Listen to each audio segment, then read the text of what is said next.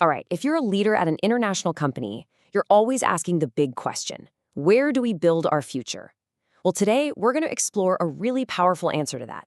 We're breaking down exactly how to build a world-class R&D center in one of the planet's most dynamic innovation hubs, Israel. And that's the real strategic question, isn't it? I mean, this isn't just about finding a few smart engineers. It's about navigating a whole new culture, new regulations, and frankly, some fierce competition, all to build something that's actually going to drive your company's growth for years to come. It is a massive undertaking, and the stakes couldn't be higher. So how in the world do you manage all that complexity? Well, you don't go it alone. You need an expert guide who's got a proven playbook. And that's exactly why we're digging into the framework from Webintelligency. This is a firm that specializes in this exact challenge and turning it into a strategic win. They've got the end-to-end solution we're about to walk through. Okay, so first things first. Let's talk about the prize. Why Israel? What's the big deal? Well, believe me, it is not an accident that the world's biggest and most dominant tech companies all have major operations there. There's a really distinct and powerful innovation advantage that you just have to understand. Let's just start with a number, a huge one. $71 billion. That's the value of mergers and acquisitions in just the first 9 months of 2025. That is nearly 5 times the activity of the year before. Now, for a strategist, what does a number like that really tell you? It screams 2 things. 1, massive global confidence. And 2, a mature market where there are clear opportunities down the line. And listen, if you decide to jump in, you are definitely not going to be alone. You'd be in very good company. We're talking 434 multinational R&D centers already on the ground. And these aren't small shops, they're giants. Intel, Microsoft, Apple, NVIDIA. They're not just there, they're constantly expanding, buying local startups, and putting down deeper and deeper roots. But here's what's really fascinating about the impact these international centers have. They're not just playing in the sandbox. They pretty much are the sandbox. They're driving the majority of tech exports and R&D spending. But the number on this chart that should make every C-level exec sit up a little straighter is that last one. They operate with 20% higher productivity. That's a huge performance edge. So where does all this come from? What's the secret sauce? Well, it's this unique ecosystem that just keeps feeding itself. You've got this incredible pipeline of talent coming out of elite military tech units like 8200. Think of it as the Israeli equivalent of the NSA. You combine that with world-class universities and a culture that doesn't just tolerate risk-taking, it celebrates it.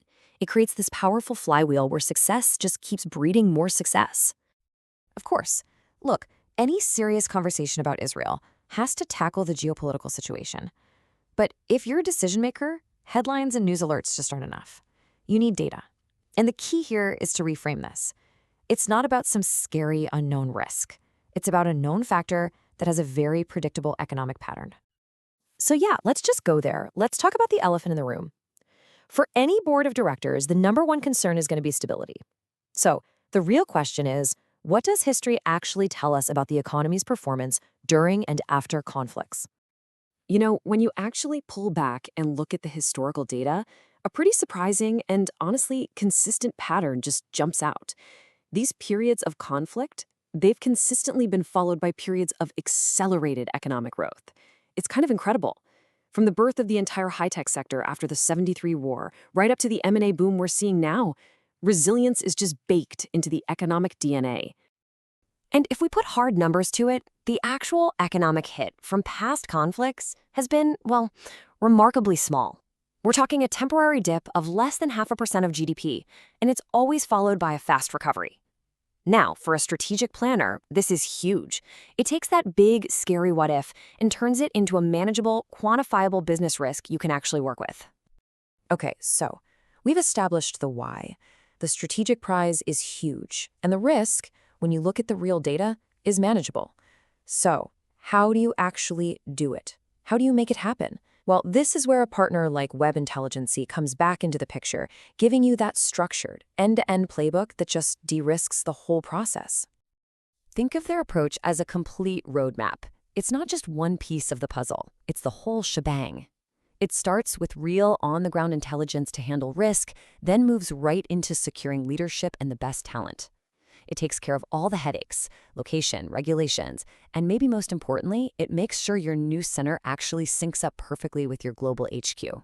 It's a plan designed to avoid all the common pitfalls. Let's get practical for a second. Here's a classic problem: finding a local leader who really gets both the fast-paced, direct Israeli culture and the needs of a big global company. It's tough. So what's the fix? You get leaders who are already vetted, who have proven track records, and, this is key, come with performance guarantees. It just takes all the guesswork out of your most important hire.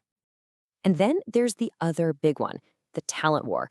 I mean, you're not just hiring in a vacuum. You're going up against Google and Apple and hundreds of startups with tons of cash. You can't just post a job on LinkedIn and hope for the best. No way.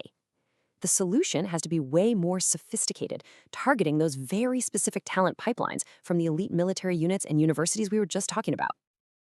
Okay, let's shift gears and talk about something that's absolutely critical in any strategy: timing. Because when you do something is often just as important as what you do. And right now, the current environment is creating a really unique window of opportunity for companies that are smart enough to look past the daily headlines. And this is really the key takeaway here. While some of your competitors are on the sidelines, hesitating, that's when the door swings wide open for you. The top VCs in the world are doubling down on their investments, government incentives are fantastic, and it's a great moment to recruit top talent.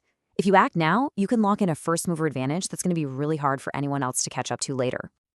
And it's not just you going it alone. The government is basically rolling out the red carpet. This isn't just talk, it's a real partnership.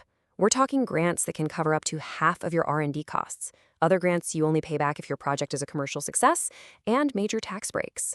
I mean, think about what that does for your bottom line. It directly boosts your ROI from day one. Now, if we zoom out and think really long term, we have to talk about the Abraham Accords. This is a total game changer. It transforms Israel from being a standalone tech hub into a strategic gateway to the entire Middle East. Suddenly, your Israeli R&D center isn't just an R&D center, it's your launch pad into a whole new region, with a projected $1 trillion in new business up for grabs. So when you put it all together, the talent, the proven resilience, the government support, the new regional markets, it completely reframes the whole conversation, doesn't it? It stops being a question of if you should invest, and it becomes a question of how fast can you get on the ground and start capturing all of this value. And that really just leaves us with one final question. This is the one for you, for your next strategy meeting. You've seen the data, you've seen the historical patterns, and you've seen there's a clear path to get it done. The strategic moment is right here, right now. The only question left is your company ready to seize it?